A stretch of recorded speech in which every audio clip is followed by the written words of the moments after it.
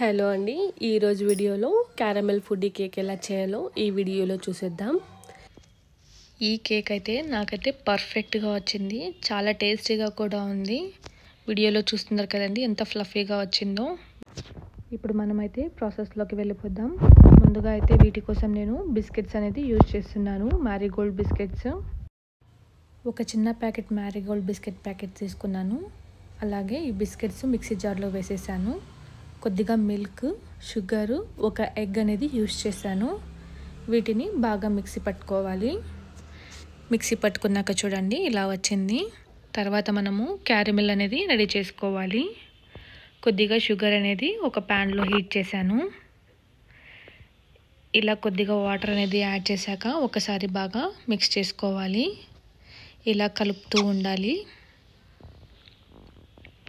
ఈ షుగర్ అనేది మనము రంగు మారేంత వరకు కలుపుతూ ఉండాలి.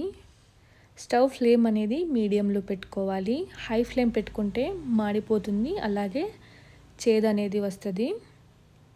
చూడండి కొద్ది కొద్దిగా రంగు అనేది మారుతూ ఉంది. ఇలాగా స్పూన్తో కలుపుతూ ఉండాలి.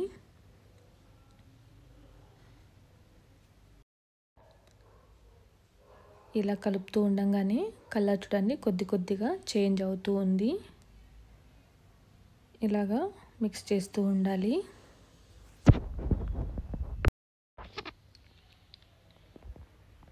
ఇలా రంగు మారాక మనము ఒక బౌల్లో కానీ లేదంటే మనం ఎందులో కేక్ అనేది ప్రిపేర్ చేస్తామో అందులోకి మనం ట్రాన్స్ఫర్ చేసుకోవాలి. చూడండి ఇప్పుడైతే మనకు క్యారమెల్ అయితే రెడీ అయిపోయింది. నేనైతే ఇలా ఒక బాక్స్ తీసుకున్నాను. అందులోకి ఈ క్యారమెల్ అనేది యాడ్ చేసి మొత్తం ఈవెన్గా స్ప్రెడ్ చేసుకోవాలి.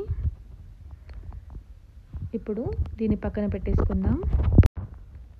ఒక 4 to 5 డ్రాప్స్ అనేది వెనిలా ఎసెన్స్ యాడ్ చేశాను. యాడ్ చేశాక ఒకసారి మిక్సీ పట్టుకొని ఇందులోకి పోసేసుకుందాం. ఇందులో పోసుకున్నాక ఒకసారి ట్యాప్ చేసుకొనేసి మూత పెట్టేసుకోవాలి. ఇలా మూత పెట్టేసుకునేసి పక్కన పెట్టేసుకుందాం. ఇప్పుడైతే ఒక బాండ్లీ తీసుకొని అందులోకి వాటర్ అనేది యాడ్ చేసి వాటర్ అనేది హీట్ చేసుకోవాలి. అందులోకి నేను ఇలా హోల్స్ ఉన్న ప్లేట్స్ తీసుకున్నాను. ఇలా బోర్లించి పెట్టేసుకునేసి దాని మీద మన ఈ కేక్ బ్యాటర్ని పెట్టేసుకోవాలి. ఇలా పెట్టేసుకొని కవర్ చేసుకొని కుక్ చేసుకోవాలి. చూస్తున్నారు కదండి బాయిల్ అవుతూ ఉంది లోపల. ఇలాగా 15 to 20 మినిట్స్ అనేది కుక్ చేసుకోవాలి. 15 to 20 మినిట్స్ తర్వాత బయటకు తీసి చూద్దాం.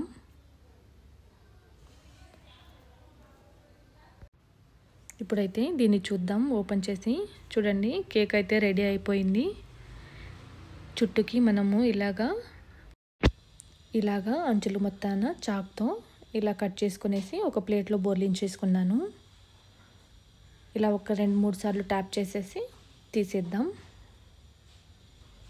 ఇప్పుడు చూడండి కేక్ అయితే ఎంత ఫ్లఫీగా వచ్చిందో. నేనైతే ఫస్ట్ టైం ట్రై చేశాను. ఫస్ట్ టైం ట్రై చేసినా సరే చాలా టేస్టీగా వచ్చింది. ఇంకెందుకండి ఆలస్యం, మీరు కూడా చేసేసి ఎలా వచ్చిందో కామెంట్ చేయండి. మీకు కానీ ఈ వీడియో నచ్చినట్టయితే లైక్ చేయండి. ఫస్ట్ టైం చూస్తున్నట్టయితే సబ్స్క్రైబ్ చేసుకోండి. Thank you for watching.